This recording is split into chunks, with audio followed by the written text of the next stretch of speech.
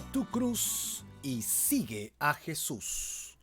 El estudio de hoy día lo encontraremos en Lucas capítulo 9, versículos 21 al 27, ¿ok? Y hablaremos del costo del discípulo de Jesús. Hablaremos que definitivamente hay un costo que pagar por seguir a Jesucristo. No es que tengas que pagar un precio para tu salvación. Ojo, no estamos hablando de eso, es muy distinto. Ok, Dios no quiere que tú hagas buenas obras para ser salvo porque eso es imposible. Nadie en la tierra tiene la capacidad de hacer algo que agrade a Dios. El Antiguo Testamento dice, lo llama a eso trapo de inmundicia, ¿no? Cuando un hombre quiere agradar a Dios en su fuerza, ¿no? Sin su poder, sin su voluntad, sin su gracia, sin su regalo, sino por mi propia cuenta, Dios dice, eso estuvo buenísimo, pero para mí es maloliente, ¿no? ¿Qué es un trapo de inmundicia? Algunos consideran pues el trapo de la faena del día, ¿verdad? En la que tú lavas, trapeas tu casa y te olvidas y así mojado lo dejas en un rincón de la casa húmedo y a los 3 días eso está pero oliendo horrible. Ok, esa es una forma de entenderlo, pero la otra forma es mucho más fuerte aún, ok, que es el trapito que dejan las señoras cada 28 días. Eso es un trapo de inmundicia. Y cuando yo quiero agradar a Dios desde mi fuerza, quiero entrar al cielo porque yo me he esforzado, he tratado de calificar siendo bueno, haciendo buenas obras, buenas acciones, sacrificándome, ¿no? Dios dice, sacrificio de Marco, trapo de inmundicia, ¿no? Esfuerzo de Marco, trapo de inmundicia. Y yo cuando venga delante del Señor, para entrar al reino de los cielos, según yo, el Señor me va a decir, nunca te conocí, solamente tengo un mal olor tuyo, ¿no? Apártate de mí, Marco, hacedor de maldad. ¿Por qué? Porque todo lo has hecho en tu carne, todo lo has hecho en tu fuerza. Allí no está Dios, definitivamente. Así que no hay forma que tú hagas alguna obra que te pueda llevar al cielo. No hay forma, no existe. La única forma es a través de Jesucristo. Dicho esto, una vez que yo vengo bajo la cobertura del regalo de Dios, la gracia de Dios, es que yo puedo allí recién, yo puedo entender el regalo de Dios, yo puedo entender que Dios me dice que tengo que hacer algunas cosas. Efectivamente, no hay otra forma sino la forma del Señor. Esa es la forma en que Dios quiere que actuemos. Primero venimos a Él arrepentidos y luego, después de arrepentidos, es cuando Él recién me dice, Marco, ahora te toca hacer esto y aquello. Esto y aquello. Mira, qué diferente suena, ¿no? Así que tú y yo somos llamados a eso. Para esto, el Señor habló acerca del reino, ¿no? El reino de Dios y su justicia. Nosotros tenemos que pensar un poquito siempre en el contexto de lo que venimos estudiando, que es importantísimo, ¿no? Y en el contexto que venimos estudiando, venimos a encontrar lo siguiente. A ver, vamos a ver acá. Sí, estoy con un poquito de movimiento de los textos. Gracias por su paciencia, ¿eh? Gracias por la paciencia. A veces estoy un poquito con las cosas técnicas acá y estoy jalado por aquí y por allá. Pero ustedes me tienen mucha paciencia y estoy agradecido porque ustedes son muy pacientes conmigo. Así que lo primero que vamos a recordar es que Jesús, en el estudio anterior, ¿no? Antes de la lectura de hoy día, Él se identificó delante de sus discípulos, ¿no? Y él provocó que uno de ellos, o que todos lo dijeran, pero solo uno respondió, qué pensaban de Él. En el contexto que hemos estudiado encontramos a Herodes, ¿ok? Que él veía, escuchaba cosas de Jesús. Sus discípulos habían sido enviados, habían estado sanando también, así que no solamente era un tema de Jesús que tenía algún truco, entre comillas, que hacía cosas maravillosas, sino que delegó ese poder a sus discípulos. Esto era totalmente nuevo, poderoso, y este hombre Herodes, que era un tetrarca, que ya lo hemos visto, ¿verdad? Se preguntaba, pero si yo mandé matar a Juan, ¿quién es este? ¿Ha resucitado? ¿No? Y entonces los reportes le dicen, no, pues dicen algunos que es un profeta o que es Elías que ha resucitado, pero Herodes se quedó con la idea, no, no, no, yo maté a Juan, este seguramente es Juan que ha resucitado. Así que tenemos una idea de Herodes que tiene una perspectiva de Jesús, un milagrero, alguien espiritualmente extraordinario, pero nunca como Mesías ni como Señor. Y esto es peligroso porque muchos de los seres humanos sí aceptamos un Jesús.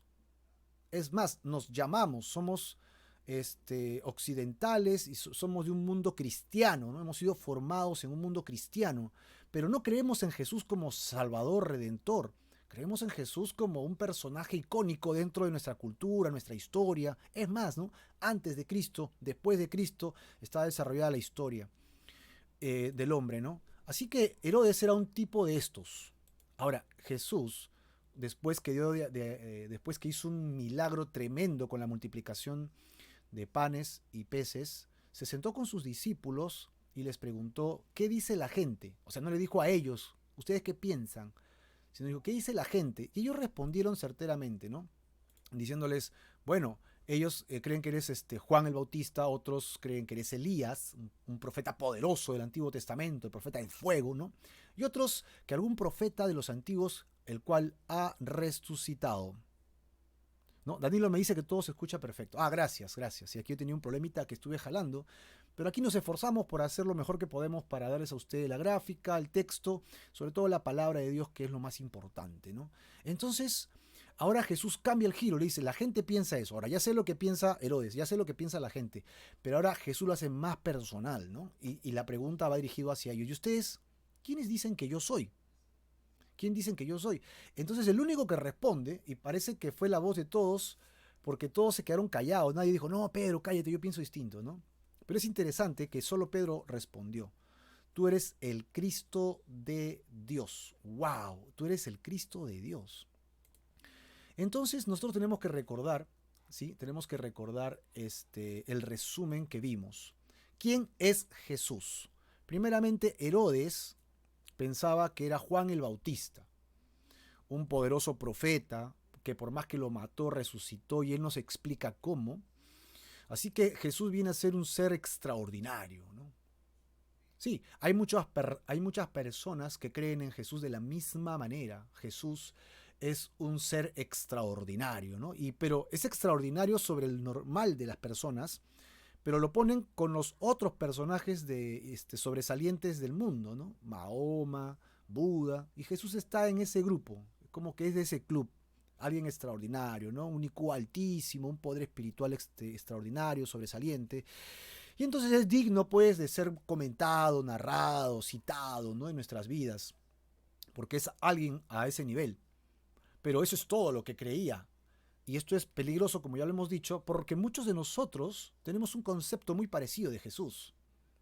Creemos que Jesús es alguien extraordinario, pero no es el Mesías, no es tu Mesías, no es tu Señor, no es tu Redentor. Estás en problemas, hermano, porque si Herodes no se humilló ante Jesucristo, significa que cuando murió, se perdió su alma para siempre fuera de la presencia del Señor. Esto es espantoso y terrible. La multitud no entendía finalmente quién era Jesús. Lo asemejaba a algún tipo de profeta. O sea, es un profeta más, ¿no? Un profeta. Alguien realmente extraordinario. Pero que viene de parte de Dios. O sea, no es alguien extraordinario nada más. Es un profeta dentro de la nación judía. Esto es mucho más cerrado, más cercado, ¿no? O sea, Dios ha mandado a sus hombres para que nos prediquen y Él es uno de ellos. Poderoso profeta. ¿No? ¿Recuerdas en Emaús? ¿No? Cuando Jesús se le presentó a los dos que iban a Emaús, ¿no? Jesús, un poderoso profeta, incluso decían ellos, ¿no? Los discípulos solo repitieron lo mismo que decía la gente y ninguno replicó nada. Dijo, la gente dice esto, pero nadie dijo, yo creo distinto, Jesús. No es hasta que Jesús pregunta que Pedro responde, tú eres el Cristo de Dios, eres el Hijo de Dios. Y esto tiene mucho significado. Ok, en el estudio anterior la pregunta era válida, ¿no? ¿Qué piensas tú? ¿Qué piensas tú de Jesús? ¿Quién es Jesús para ti? Algunos piensan que Jesús incluso es un ser angelical. Dice, no, es un ángel, es el ángel del Antiguo Testamento que se ha hecho ser, ¿no? Pero esto no tiene sentido. No hay forma. Ok, Jesús no es un ángel. Jesús no es un ser creado. Jesús es el Hijo de Dios hecho carne. La segunda persona de la Trinidad hecho carne totalmente. Esto es revelador, ¿no? Para algunos dice, ¿qué? ¿Jesús es Dios? Sí, hermano, Jesús es Dios, la segunda persona de la Trinidad. Por eso es que este tema se llamaba así, la identidad de Jesús. Esta decisión de creer en esto no es tuya. Y la venimos repitiendo vez tras vez cada vez que la palabra nos lo permite en la lectura, y hoy día es una de ellas. Dios es trino, Padre, Hijo y Espíritu Santo, ¿ok? Y la segunda persona de la Trinidad es enviada a la tierra para hacerse hombre, 100% hombre. Así que subráyalo allí en tu Biblia o en tu cuaderno de apuntes. Esto es una doctrina fundamental, importantísima. ¿Cuál es? Jesús es 100% Dios y 100% hombre. Ojo, ¿ah? No es que Jesús dejó de ser Dios para hacerse hombre. No es que Jesús se hizo hombre, pero nunca fue hombre en realidad, siempre fue Dios. No, no. 100% Dios, 100% hombre. Tampoco es mitad Dios y mitad hombre, como pensaban los griegos, ¿no? Los semidioses del Olimpo. No, no, no, no. Estamos hablando acerca de la Biblia, la palabra de Dios, y dice esta revelación: Dios se hizo carne y habitó entre nosotros, y vimos su gloria como la del unigénito del Padre, llena de gracia y de verdad. Testigos oculares y presenciales dieron esta versión en las cartas del Nuevo Testamento. Así que Jesucristo es Dios hecho carne. ¿Tú crees que Jesucristo es Dios? Con esto en mente es que llegamos al estudio de hoy día. Es importante lo que hemos dicho, porque si no, no tiene sentido lo que vamos a leer. En todo el capítulo 8, los primeros 20, 21 versículos, Jesús habló de parábolas acerca de la importancia de creer en Él y en su palabra. Luego, ¿ok? Jesús le da 3 experiencias a sus discípulos antes de enviarlos, ¿ok? Para que confirmen ellos, indudablemente, que Jesús es el Mesías. Yo soy el Mesías. Yo soy el Hijo de Dios. Ellos tuvieron una experiencia que nadie tuvo, y no sé si algún día la tendremos. En la resurrección de los muertos en Cristo Jesús, Él vendrá y nos resucitará y estaremos con Él para siempre. Tal vez tendremos experiencias parecidas, ¿no? Pero hasta ahora nadie las ha tenido otra vez, como las experiencias de los 12 con Jesucristo. ¿Cuáles fueron? Su poder en 3 aspectos de la creación. Uno, sobre la naturaleza. Jesús calmó la tempestad con su palabra. Otro, sobre el reino espiritual caído. Es decir, Jesús sana endemoniados en una sola tarde, ¿eh? Todo en una sola tarde. Ok, y tercero, Jesús tiene poder sobre el reino de la muerte porque sanó a una mujer y resucitó a la hija de Jairo. Bajo esta premisa, los discípulos deben haber estado evaluando en su cabeza. Es lo que Herodes piensa, es lo que la gente dice. Y yo no estoy muy seguro delante de quién estoy. Indudablemente Jesús es el Mesías, el Hijo de Dios, es Dios hecho carne, ¿no? Es Dios hecho carne totalmente. Por eso es que el tema de hoy día es el llamado, el compromiso que sobre este argumento Jesús va a darles a sus discípulos. Un argumento poderoso, un argumento importante, un argumento que no tiene cuestionamiento, no debería tener cuestionamiento, ¿no? Sino totalmente aceptado. Tú deberías aceptar esto si has decidido seguir a Jesucristo.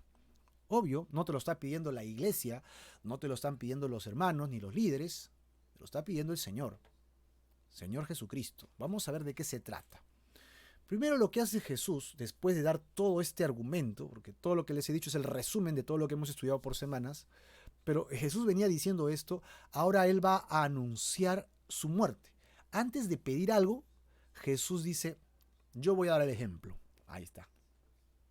No dice, yo soy Dios, ustedes seres humanos, ustedes hagan esto y aquello, yo espero. ¿Ya acabaron? Ojo, eso no dice Dios. Dios envía a su Hijo y da la iniciativa. Dice que nosotros amamos a Dios, como dice las cartas de Juan, porque Él nos amó primero. Esto es realmente entusiasmador, porque Dios no hace nada, no nos pide nada, perdón, sin que primero no lo haya hecho por nosotros. Esto es lindo, esto es muy lindo. Y bueno, ¿por qué? Porque nos da el ejemplo de cómo hacerlo. ¿Verdad? No hay nada que no podamos hacer que Jesús hecho hombre, Dios hecho hombre, no haya hecho ya. Y lo primero que Él les va a decir es que va a anunciar el propósito de su venida. En el versículo 21 dice, pero Él les mandó que a nadie dijesen esto, encargándoselo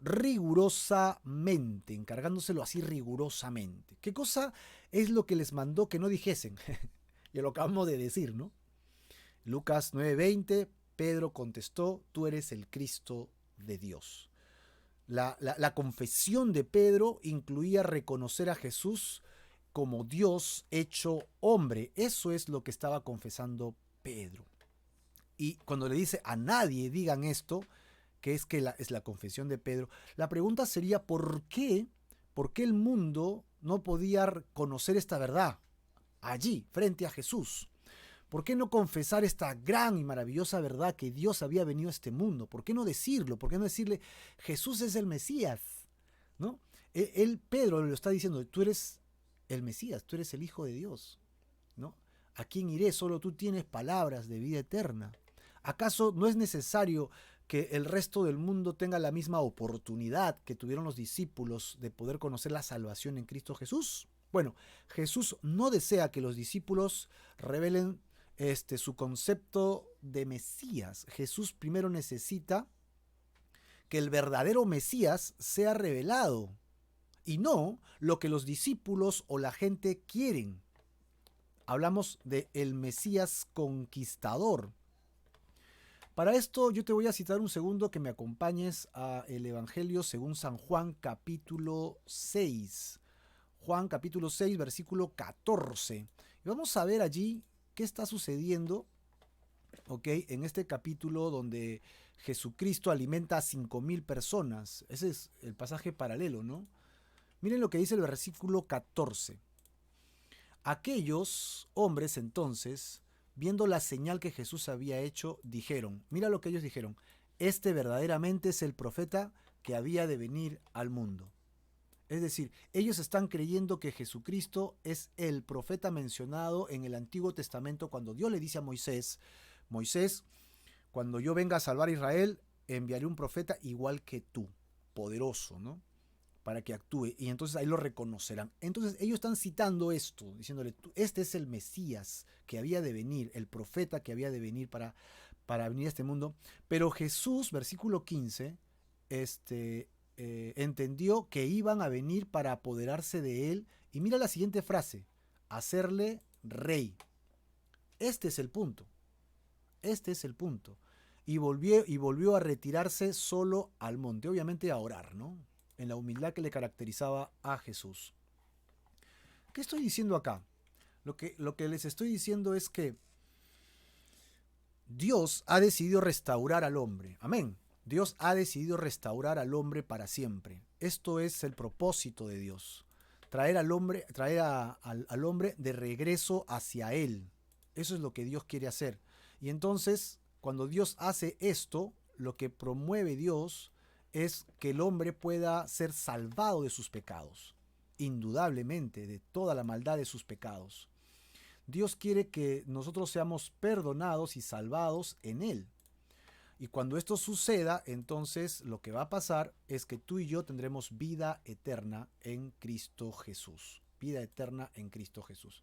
Para esto, yo quiero repasar contigo este pequeño mensaje del Evangelio del Reino que lo hemos predicado vez tras vez con ustedes. ¿Ok? Y es el siguiente. Que Dios crea al mundo, ¿verdad? Al planeta Tierra. ¿Para qué? Para que Él reine en la Tierra con el hombre. Entonces, Dios crea inmediatamente al hombre. ¿Ok? ¿Para qué? Para que el hombre viva allí. Dios dice: tengo el planeta Tierra, creo al hombre, lo pongo en la Tierra y yo voy a reinar sobre la Tierra y el hombre va a ser mi virrey, ¿no? Él va a reinar conmigo. Yo voy a dar órdenes y el hombre va a reinar conmigo. Mira, este es el Evangelio del Reino. Luego, ¿qué sucedió? Lo que sucede es que el hombre desobedece a Dios y decide entonces hacer el mal y no hacerle caso a Dios. Ya está. Ahí estamos la gran mayoría de seres humanos, los cuales estamos perdidos sin Dios. Ahora, ¿qué hace Dios? ¿Cuál es el plan de Dios? Dios va a enviar a uno igual que el hombre, pero no puede enviar a otro ser, no puede enviar a otro ser humano, porque otro ser humano ya pecó. No puede enviar un ángel, porque un ángel fue creado. Amén. Y un ángel no tiene poder para salvar. Dios mismo se va a encarnar. El primer Adán con Eva fracasaron. Y Pablo llama a este segundo ser el segundo Adán, Jesús. Jesús viene y se encarna y vive en esta tierra. ¿Y qué hace? paga el precio en la cruz, ¿no?, del pecado del hombre, del pecado del ser humano. Y cuando paga el pecado del ser humano, muere en la cruz y se lleva consigo la paga del pecado y evidentemente desciende a las partes más bajas de la tierra, pagando el precio de la maldad del pecado del hombre, donde en el infierno. Mira, de una manera interesante, Jesucristo muere y va al infierno en nuestro lugar. ¿Sí? Y una vez que Él muere, no solamente muere, sino que se lleva consigo el pecado del hombre, restaurando al hombre al plan original de Dios. ¿Cuál es? Que Dios reina en la tierra con ese hombre. Pero como ahora somos millones de personas, y no todos quieren creer este mensaje del reino, solamente los que quieran creer podrán ser aceptados nuevamente en el reino de Dios. ¿Y cómo se logra esto? Si el hombre peca, si el hombre muere, entonces su cuerpo regresa al polvo de donde vino y su espíritu se va al cielo. Pero ¿y entonces cómo va a reinar en la tierra si ya no es un ser tripartito otra vez? Jesucristo no solo murió, sino que resucitó. Resucitó de entre los muertos al tercer día, como dice la palabra, y Él ha prometido, ¿no?, ascendiendo al cielo, que cuando Él se vaya, regresará por segunda vez. Y cuando venga por segunda vez, Él reinará en la tierra como el segundo Adán. Su trono estará en Jerusalén y nosotros reinaremos con Él, donde el centro de operaciones del reino de Dios será en Jerusalén. Sí, ese es el plan de Dios. Ahora, ¿te has dado cuenta que Jesucristo ha venido dos veces? Primero vino sufriente en una cruz para rescatarnos espiritualmente, y después de su resurrección, Él ha prometido que regresará por segunda vez para justamente reinar con nosotros en la tierra, ¿verdad? Ahora, entonces, repasando los conceptos que acabamos de ver, repasando todos estos conceptos, tenemos que entender que primero es el reino de Dios, ¿verdad? El reino de Dios. Aquí estamos, sí. Primero es el reino de Dios. Vamos a colocar esto por acá para que podamos vernos. Perfecto. Primero es el reino de Dios y luego tenemos qué cosa, que es con la humanidad. Segundo es el pecado del hombre que lo aleja del plan del reino. Tercero es la sustitución. Dios decide restaurar su plan con un sustituto. Cuarto es la redención, que Jesús es la paga, el precio de nuestros pecados. Y por último, el reino de Dios es restaurado, al plan original del Génesis. Con esto en mente es que nosotros vamos a regresar a nuestra idea de lo que significa el reino. ¿Qué significa entonces la venida del Mesías en su reino? Lo que significa es que nosotros tenemos que aceptar que Jesucristo ha venido en dos fases. La primera fase es espiritual y la segunda fase es física. Esas son las profecías desde el Antiguo al Nuevo Testamento. Yo se lo he resumido en ese pequeño cuadro, pero las profecías hablan de que el Mesías vendrá sufriente, Isaías 53, y luego habla de que el Mesías vendrá como con un poder militar, bélico, ¿verdad? Con un poder político, y se sentará y reinará sobre el mundo, y sobre todo la nación de Israel, que es su nación, reinará con él, y evidentemente Pablo explica que esto se ha abierto a toda la humanidad, es el misterio de la iglesia, ¿no? El resto del mundo también gobernará con Cristo, solo los que creen en él. Así que hay dos fases de la venida del Mesías. Uno, espiritual, para que se cumpla un reino espiritual. Fase 1, Jesucristo vino a morir en la cruz, murió y resucitó. Entonces le da la salvación y entrada al reino espiritualmente hablando. Si tú crees en Jesucristo, entonces tienes acceso al reino, pero no físico ahora, solo espiritual. Jesucristo ha prometido regresar por segunda vez físicamente para reinar en el templo de Jerusalén, que será reconstruido en los 7 años de la gran tribulación por el anticristo, evidentemente. Cuando esto suceda, Jesucristo entrará y reinará, y nosotros vendremos con él, dice, y reinaremos con él 1000 años en esta tierra, físicamente hablando, físicamente hablando. Ahora, los judíos leen estas profecías desde el Antiguo Testamento y es una locura. ¿Hay dos Mesías? ¿Cómo va a ser? Viene uno sufriente, pero a la vez viene reinando. Dios va a reinar la tierra, ¿y cómo va a suceder? No se entendía, era un misterio por revelar, y era lo que ahora estaba clarísimo para los para Jesucristo exponiéndoselos a los apóstoles. Es verdad que muchos de nosotros no acabamos de entenderlo tampoco, ¿no? Nos cuesta entender un poquito estas verdades, pero es así. Dios va a venir a instaurar su reino, pero le ha dado la posibilidad para que todos puedan creer y venir a Él. Así que primero ha abierto el reino espiritual para que generación tras generación tengan la oportunidad de arrepentirse y venir al Señor por fe. A todas esas generaciones Él los resucitará, ¿ok? Los hará entrar a su reino físico cuando Él regrese por segunda vez a instaurar su reino. ¡Amén! Sí, así que no importa si mueres y Cristo no vino y no se instauró su reino físico. ¿Sabes por qué? Porque Él te va a resucitar. Sí, y vamos a vivir con Él para siempre. Gloria a Dios. Esa es la promesa, ¿no? Por eso es que en esta promesa descansamos. No importa si morimos. Si morimos en Cristo, reinaremos con Él. Amén, por eso. Dicho esto, entonces, lo que la gente de la época de Jesús quería no era el Mesías sufriente. No era el que iba a instaurar un reino espiritual. ¿Sabes qué querían ellos? Ellos querían el Mesías que venga a instaurar su reino físico y que los haga a ellos reyes del resto del mundo. Ellos querían superar a Roma y querían que Roma salga del juego. Y ellos querían tomar el poder y reinar, porque eran las promesas que venía Dios. Por eso es que dice el versículo 15, ¿no? Querían apoderarse de él para hacerle rey. Rey físico, literal, militar, que derroque Roma y ellos tomen el control absoluto del planeta o del mundo conocido en esa época y reinen con Cristo. De acuerdo a las promesas del Antiguo Testamento, eso tenía mucha lógica, pero Jesús no había venido en ese instante para ser ese Mesías. Ahí está la diferencia. Por eso es que les dice, no digan nada, no digan absolutamente nada. Les mandó que a nadie dijesen esto, encargándoselo rigurosamente. No digan absolutamente nada. Ok, así que vamos a ver el versículo 21. Y diciéndoles, ¿no? Y diciendo, es necesario que el Hijo del Hombre pase por estas 4 cosas. Yo quiero que lo apuntes en tu Biblia. ¿Eh? Al final vamos a tomar examen, a ver qué tanto hemos podido aprender hoy día. ¿No? A ver qué tanto hemos podido aprender hoy día. ¿Qué 4 cosas les explica Jesús a sus discípulos?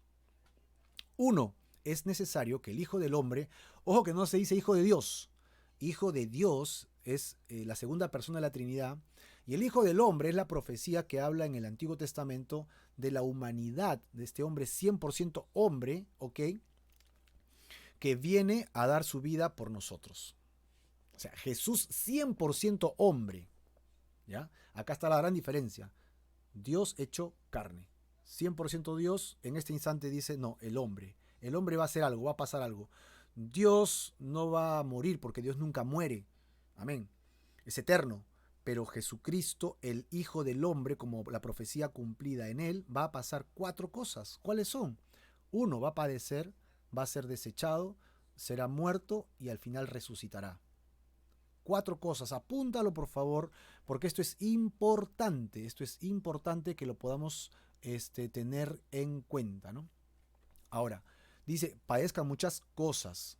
¿Sea desechado por quién? Por todas las autoridades religiosas judías, los ancianos, que está hablando de los 70 ancianos de Israel que gobiernan, los principales sacerdotes, que está hablando de la cúpula levítica, los escribas, que eran los que traducían, los que mantenían la ley, ¿no? Y luego que sea muerto o en todo caso asesinado, va a morir. Pero luego afirma que va a resucitar al tercer día. ¡Wow! Vamos paso por paso. Jesús dice, es necesario, lo primero que dice, es necesario. ¿Por qué es necesario? La pregunta es esa, ¿no? ¿Por qué tiene que ser necesario que Él muera? Nos hubiera rescatado de otra manera. ¿Por qué Jesús tiene que padecer de esta forma? Era una pregunta que yo siempre me hacía también antes, ¿no? ¿Por qué Jesús murió así, tan holocausticamente? ¿Por qué no murió, pues, de un flechazo, ¿no? Hubiera sufrido menos. Y la respuesta la encontré en los Salmos, capítulo 49. Así que acompáñame por favor al Salmo 49, versículo 7. Y es tremendo lo que encontré allí. Te voy a compartir mi texto para que lo podamos leer juntos. Si tienes tu Biblia es mucho mejor, evidentemente, ¿verdad? Para que puedas marcar tu Biblia, para que puedas tener tu texto. Ninguno de ellos podrá en manera alguna redimir a su hermano. Nadie tiene el poder de poder salvar a su hermano, es lo que está diciendo en otras palabras. Ni dar a Dios su rescate. Nadie puede pagar su rescate. ¿Por qué? Porque la redención de su vida es de gran precio. ¡Wow! O sea, la valía es inmensa, tanto que no se puede pagar. Y entonces dice y afirma, y no se logrará jamás. Esto es el texto de Salmo 49 y es tremendo. Lo que nos está afirmando indiscutiblemente es que nadie tiene la forma de salvarse, ni de pagarle a Dios. ¿Por qué? Porque el precio es tan alto, es tan caro poder pagar por tu alma, que no hay cosa en la tierra que lo pueda hacer. No hay nada en la tierra, ni cosa que tú quieras hacer por Dios que lo pueda pagar. No se logrará jamás. Esto es hasta terrorífico, ¿no? Nadie puede pagar su salvación. Por eso es que es necesario que alguien venga a salvarnos. Por eso que es necesario que alguien venga. Levítico nos dice que solamente con sangre se paga el pecado, es decir, la redención. O sea, yo he pecado y ¿cómo me puedo poner a cuentas con Dios? Solamente si hay sangre de por medio. Oh, ok. Pero ¿qué dijo el Salmo? El Salmo dijo que no hay sangre que valga, porque no hay nada en la tierra que me pueda rescatar del todo. No se logrará jamás. Entonces, ¿qué sangre puedo derramar? La única sangre es que alguien como tú, como yo, semejante a nosotros, sin pecado, derrame su sangre en mi lugar, que es la imagen clara del Antiguo Testamento con los ritos y sacrificios de animales, pero que solo podían limpiarte pecados por una sola vez. Nada más, porque eran animales. Pero ¿qué pasa si otro ser como yo, exactamente humano como yo, derrama su sangre por mí? Ahí sí vale. Entonces es la única excepción, pero no existe tal hombre. No existe tal hombre hasta que Dios se hizo carne. Amén. Jesús nació sin pecado, vivió sin pecado y cuando fue a la cruz fue sin pecado. Así que es necesario, era necesario. ¿Recuerdas que Jesús decía, era necesario que lleve el evangelio del reino, el cual hemos repasado hace un instante? Ahora dice, es necesario que yo ponga mi vida por ti. Es necesario. No hay otra forma de ir al cielo, no hay otra forma de ser redimido, no hay otra forma de pagar tus pecados, no hay otra forma de tener vida eterna, hermano, solamente en Cristo Jesús. Solamente en Cristo Jesús. No hay otra forma en que puedas encontrar vida eterna y salvación, solamente en la presencia de Jesucristo. Ahora, él le dice, va a padecer muchas cosas. Y podemos citar muchos textos que vamos a ver luego después, por eso que no lo vamos a ver ahora, que él pues es apresado injustamente, es apedreado, abofeteado, injuriado, ¿no? Y latigado, puesto con espinas sin necesidad. Y todo lo que le pasó fue realmente un padecimiento terrible, padecimiento espantoso. Y yo estoy seguro que él lo hizo esto por cada uno de nosotros. Yo estoy casi convencido, aunque el versículo no lo dice aquí, pero otros textos dicen que la salvación es personal, es decir, yo le entrego mi vida a Jesús porque Él murió por mis pecados, ¿no? En que Jesucristo, como no dejaba de ser Dios, porque era 100% Dios, Él conocía el futuro. Y esto ya es hasta medio poético para mí, ¿no? O sea, déjenmelo comentar porque es algo personal, ¿no? Yo creo que cuando Jesús estaba yendo a la cruz, recibiendo cada latigazo, cada deshonra, cada humillación, él podría decir en su mente infinita, ¿no? Esto lo hago por Marco. De aquí a 2000 años, en el año 2021, Marco va a reflexionar de esto y yo lo hice por ti, Marco, porque te amaba. Pon tu nombre, ¿no? Porque este sacrificio fue personal. Si tú aceptas el sacrificio como tu sustituto sacrificio por tus pecados, entonces este sacrificio es personal. No es que Jesús murió por el mundo y se acabó. Él murió por cada uno de nosotros. Su sangre la derramó por cada uno de mis pecados. Esto tiene una importancia tremenda. Es poderoso. Porque no hay pecado que Dios no pueda borrar a través de Jesucristo. Y si tú has creído esto por fe en la cruz, entonces tienes vida eterna en Cristo Jesús. Tus pecados te son perdonados porque Él decidió que era necesario que Él se hiciera hombre para padecer por ti. Y que sea desechado por las autoridades judías. Y que finalmente muera de una manera holocáustica, espantosa, como el Cordero de Dios que quita el pecado del mundo en la cruz del Calvario. Y luego él dijo algo que yo me imagino que ellos quedó sonando después de escuchar que era necesario, que iba a padecer, que iba a ser desechado y que iba a morir. La última frase como que quedó pendiente ahí flotando, ¿no? O sea, sí la escucharon, pero no le tomaron la atención. ¿Resucitar? La prueba que ellos realmente no le tomaron el valor a esto es que ninguno dijo nada. Y cuando Jesucristo murió, todos se entristecieron. Nadie esperaba que resucitara. Cuando vinieron las mujeres y dieron la noticia de que había resucitado, nadie les creyó a las mujeres. O sea, esta frase que Jesús ya se las ha anunciado, ellos la pasaron por agua tibia. Ok, ahora, en Lucas nos dan los detalles, pero recuerdan ustedes que eso está en otros pasajes también, en los otros pasajes que es conocidos como los sinópticos, ¿no? Mateo, Marcos, Lucas. En Mateo capítulo 16 nos dice la respuesta que dio Pedro. Acá en Lucas no está, así que permítame leerlo rápido, ¿no? En Marcos también, Lucas 16, 22 y Lucas 8, 32. Y entonces Pedro, tomándolo aparte, comenzó a reconvenirle, ¿no? Señor, no lo hagas. Señor, ten compasión de ti, ¿no? De ninguna manera te pase esto, que mueras, que seas desechado y seas muerto. Jesús les está indicando que era necesario instaurar un reino espiritual primero, antes que venga el Mesías físico, militar, político y rey de justicia que reinará físicamente en la tierra. Y ellos no querían, ellos querían el otro rey.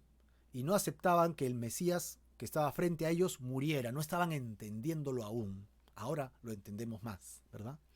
Pero Jesús le va a contestar algo que todos hemos escuchado y hasta nos parece gracioso, ¿no? Porque hace poco Jesús había confesado, tú eres el Cristo, tú eres el Hijo del Dios viviente, ¿no? Pero Jesús le dice a Pedro, quítate delante de mí, Satanás. Me eres tropiezo, Pedro, me eres tropiezo, porque no pones la mira en las cosas del reino de Dios, no pones la mira en las cosas de Dios, en las cosas celestiales, sino que pones la mira aquí, en las cosas terrenales, nada más, que son necesarias, prescindibles, pero para eso no he venido. Yo he venido para algo trascendental, para algo eterno, y es necesario que para que eso suceda yo muera. Primero, para que tenga la oportunidad de aquí a 2000 años que Marco se convierta a mí. Por fe, es necesario que esto pase. Pedro fue un tropiezo. La cruz no es el tropiezo. La cruz es el camino para la salvación, de la redención de todo aquel que quiere creer. Por favor, hermano, tú que estás escuchando hoy día, cree en la muerte vicaria de Jesús. Cree que su muerte en la cruz fue por ti personalmente. Acepta esta verdad y asúmela como tuya para que tengas vida eterna. Si no, no tienes vida eterna. No hay forma. Debemos reconocer que las buenas intenciones del hombre no son sinónimo de la voluntad de Dios. No siempre. Es que yo pensé, pero dice la Biblia eso, no dices que yo sentí. Un momentito, no, tu buena intención no significa que sea la palabra de Dios. Tenemos que ir no por emociones, ni sentimientos, ni por cultura, sino por la palabra del Señor. Aquí, entonces, el ofrecimiento de Jesucristo, lo que Él viene dando, lo que Él viene regalando, lo que Él viene entregando. Y luego, si tú aceptas esto, si tú aceptas este mensaje de muerte vicaria para redención de pecados, para instaurar un reino espiritual que está durando 2000 años en tiempo de la gracia, pero que ya está llegando a su fin, y que vendrá el reino espiritual, perdón, físico ahora, cuando Él regrese por segunda vez para instaurar su reino, entonces, si este mensaje es para ti, tienes que saber ahora el segundo mensaje de Jesús. Toma tu cruz y sígueme. Versículo 23. Y decía a todos, si alguno quiere venir en pos de mí, haga 3 cosas. Acá están las 3 cosas, ¿eh? 3 cosas entregó Él, ahora 3 cosas pide Él. Jesús es bien equitativo, ¿no? Dice, niéguese a sí mismo, tome su cruz cada día y sígame. 3 verdades que encontramos acá. Lo primero que le viene a decir Jesús es a todos. Es decir, Jesús de alguna manera gira y ya no le habla solo a sus discípulos, sino que se hace público. Ahora a todos los seguidores que están con Jesús. Ok, así que tengamos cuidado porque muchas veces vivimos de alguna manera como teología prestada, dicen algunos, ¿no? Escucho un estudio por acá, escucho un estudio por allá, escucho un mensaje de aquí, un mensaje de acullá, y me hago una mezcolanza en la cabeza con las verdades de Jesús. No, hermano, mejor agarra tu Biblia y estudia la Biblia. Así, como lo venimos leyendo, verso a verso, renglón tras renglón. Todos los días que tenemos servicio lo hacemos así, verso a verso, para estudiar la Biblia. Aprende, aprende y hazlo por tu cuenta. El Espíritu te va a guiar. Jesús, después de revelar su entrega de amor por ellos, les revela lo que es un verdadero discípulo. Si no vives de acuerdo a lo que dice acá, tal vez no seas un verdadero discípulo y estás engañado. Esto es peligrosísimo. Es muy serio. Tu destino eterno está en juego. Esta invitación es mostrada, si te das cuenta, en los otros evangelios como una abierta petición a todos los que estaban alrededor. Y ya no era exclusivo para los 12. Es decir, también es para ti y también es para mí. Ya no es un llamado apostólico, es un llamado al discípulo, al seguidor de Jesucristo. Y si tú eres un discípulo de Jesucristo, este mensaje es tuyo. Dice, si alguno quiere. Así que todos estamos invitados. La pregunta es, ¿quieres? ¿Quieres o no quieres seguir a Jesús? ¿Quieres recibir la vida eterna a través del mensaje anterior de redención y mensaje del reino? Si alguno quiere, ¿ok?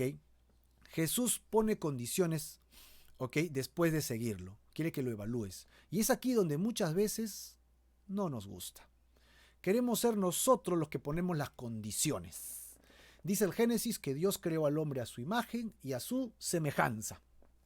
Sí, pero en estos tiempos el hombre quiere a un Dios a su imagen y semejanza. Yo quiero un Dios que no me pida esto, que no me exija mucho. Yo quiero un Dios que no sea tan riguroso conmigo, que me deje hacer mis pecadillos, mis canitas al aire, ¿no? Yo quiero un Dios que no sea muy severo conmigo.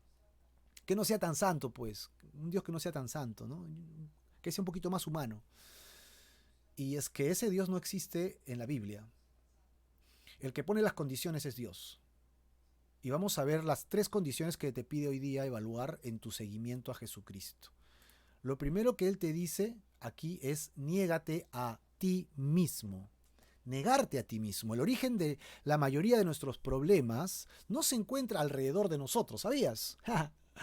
Sí, hay problemas aquí, allá, ellos hacen, dicen, me empujan, me hablan, me difaman, me quitan el trabajo y qué sé yo. Pero ¿sabes cuál es el verdadero problema? Es nuestro egoísmo. Siempre son los demás quienes tienen la culpa. ¿Recuerdas? Adán le echó la culpa a Eva, Eva le echó la culpa a la serpiente, ¿no? Finalmente el hombre le echó la culpa a Dios. Tú tienes la culpa por darme esta mujer y ponerme en este huerto. No asumimos nuestra responsabilidad. Somos egoístas. Nadie quiere asumirlas. Porque siempre todo se trata de lo que yo quiero. Tiene que ser a mi manera, como yo quiero. La palabra aquí que se utiliza para negar es negarte completamente, de tal manera que se conoce, negarte como se conoce a una persona. Es decir, yo conozco cómo soy, voy a negarme a cómo soy. Bueno, es fuerte, ¿no? Es fuerte. Yo soy así, así me criaron mis padres, así me formó la calle, así me hice yo solo trabajando, ¿no? Toda esa cultura interna que tengo, lo que dice Jesús es niégate a eso. Desconócete, recházate, abstente de ti mismo, de tu carnalidad. Y Jesús decía que si yo quiero seguirlo, debo vivir una vida donde renuncio, me niego, me desconozco, me rechazo, me abstengo de vivir una vida enfocada en mí mismo. ¡Wow! Esto es realmente increíble. ¿Cómo alguien puede negarse a sí mismo, no? Una vida enfocada en sí mismo no es compatible con una vida que desea seguir a Jesús. ¿Sabías que Pablo habla a Timoteo y le dice en sus cartas, que es 2 Timoteo capítulo 3, que habrán señales de los últimos tiempos? Y la señal que encabeza esa lista, que son varias, léelo por favor, 2 Timoteo 3, versículos del 1 en adelante. ¿Sabes cuál es? Los hombres amadores de sí mismos. Estas serán las señales de los últimos tiempos. Así que una persona egoísta, amadora de sí misma, no es compatible con un discípulo de Jesucristo. Cuando yo veo a alguien que se dice, soy cristiano, pero solo piensa en él, yo digo, ¿realmente es cristiano? Yo me rasco la cabeza. No está entendiendo. Jesús le dice acá, niégate a ti mismo. Y él no se está negando a sí mismo. No le interesan los hermanos, no le interesa la gente, la iglesia. Le interesa lo que él siente y lo que él quiere. Nada más. Y los demás tienen que estar alrededor de él. Allí no hay negación personal, ¿no? Niéguese a sí mismo. Segunda cosa que le pide Jesús al discípulo: toma tu cruz cada día. Ahora la cruz suena hasta poético, bonito, ¿verdad? Una crucecita, un crucifijo de plata, de oro, que yo puedo colgarlo aquí y tenerlo y agarrarme de mi crucecita cuando me siento angustiado. Suena lindo, suena espiritual. Pero la verdad es que esta frase debe haber calado en la mente y el corazón de la gente que está escuchando, porque la cruz no era lo que es ahora, como un símbolo cristiano. La cruz en ese instante no tenía ningún símbolo espiritual. Por lo contrario, era una muerte espantosa, era una ejecución romana sobre lo que llamaban los rebeldes. Eso era justamente la cruz. Así que Jesús dice: tienes que llevar tu cruz humillante para seguirme cada día. ¿Qué? ¿Quieres que lleve mi cruz? Ahora diríamos: quiero que lleves tu silla eléctrica. Lleva tu silla eléctrica para que mueras espantosamente, ¿no? O que mueras decapitado, como mueren en algunos lugares con pena capital, ¿no? Los decapitan. Oh. Lleva tu guillotina a todos lados. ¿Qué estás hablando, Marco? Es lo que está diciendo Jesús. Lleva tu cruz. El símbolo de la cruz en ese instante solamente es un símbolo de muerte. ¿Y por qué? ¿Por qué es necesario morir? ¿Por qué es necesario que los oyentes escuchen: tienes que morir? ¿Sabes por qué? Porque Jesús nos quiere dar una nueva vida. Si no hay muerte de la vieja vida, evidentemente no puede haber la nueva vida.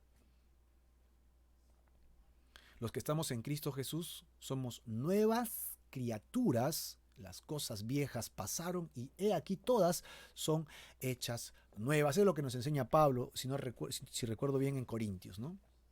Así que debemos morir cada día, hermano. O sea, no es que te metas un tiro y mueras todos los días, no puedes hacer eso, ¿no?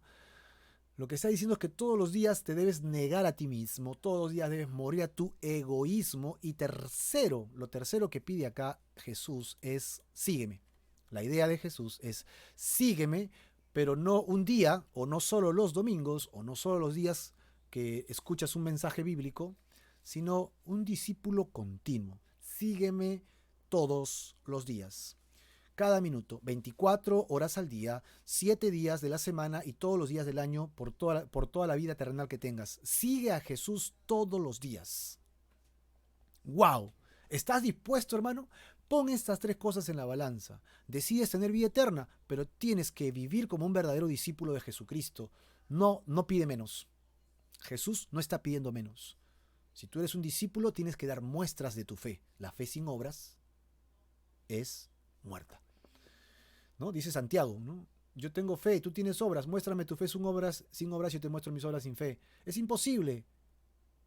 La fe tiene que ir acompañada de tus acciones, de tus obras. Es necesario que muestres tu fe. Y Jesús dice: esfuérzate en estas 3 cosas, sobre todo en el centro del problema, que eres tú. Lo mismo le dijo Pablo a los líderes de Éfeso cuando pasaba rumbo a Jerusalén y descansó en la cabecera de playa para que vinieran los líderes. Y le dijo: cuídense, ¿no? Y hace una lista de quién tienen que cuidarse. Obviamente había falsos maestros, había gente judío mesiánica que quería tergiversar las escrituras. Pero lo primero que le dice Pablo a ellos es: cuídense de ustedes mismos. El problema somos nosotros. Sí, yo sé que el resto humilla, fastidia, hace cosas malas. Pero el mensaje bíblico es: el problema somos nosotros. Y cuando aprendemos a negarnos y a dejar que Jesús crezca, entonces las cosas cambian. Comenzamos a actuar como Cristo andaría. Así que después de este discurso, al parecer Jesús dejó de ser muy popular delante de la gente. El Evangelio de Juan dice que sus seguidores o discípulos dejaron de seguirle. Muchos de ellos se fueron después de este mensaje, ¿no? Espero que tú evalúes, y si no quieres seguir a Jesús, entonces deja de llamarte cristiano. Pero si quieres seguir a Jesús, asume tu compromiso y vive tu cristianismo auténtico y real como Él lo pide. Ahora, el poder de negarse y seguir a Jesús. No, perdón, el por qué negarse. ¿Por qué negarse? Mira lo que dice Jesús: porque todo aquel que quiere salvar su vida la perderá, y todo aquel que quiera y todo el que pierda su vida, pero luego dice, ¿por qué? Por causa de mí, la salvará. Pues, ¿qué aprovecha el hombre si gana todo el mundo y se destruye o se pierde a sí mismo? La palabra vida que encontramos en este texto, porque todo aquel que quiera salvar su vida, ok, la perderá. Y luego dice, el que pierda su vida por causa de mí, es la misma palabra vida. No habla del cuerpo físico, en el griego algo de bios, ¿no? De donde viene biología, que significa el cuerpo físico. No vas a perder tu vida física, ok. Todo aquel que quiera salvar su alma es lo que está diciendo. Es la otra palabra que está utilizando acá, es algo de suje, algo así, ¿verdad? En el griego. No quiero ponerlo acá para no distraernos con las palabras. Pero Jesús no está hablando del cuerpo, está hablando del alma, tu hombre interior. No es que vayas a morir físicamente, tu carcasa, tu exterior, tu cuerpo físico. No está hablando de tu muerte externa, sino de que no te pierdas, de que tu ser interior eternamente sin Dios sea abandonada en el fuego eterno. Si deseas salvar tu alma a cualquier costo sin Cristo y te esfuerzas por salvar tu alma sin Dios, terminarás perdiéndote. Pero si renuncias a tu vida por causa de Jesús, ojo, que no es que te niegues a ti mismo y vivas en negación total, no, dice que te niegues para que Cristo crezca. Y eso solo sucede si estás en las Escrituras, en la palabra. Entonces encontrarás finalmente la salvación eterna para tu alma.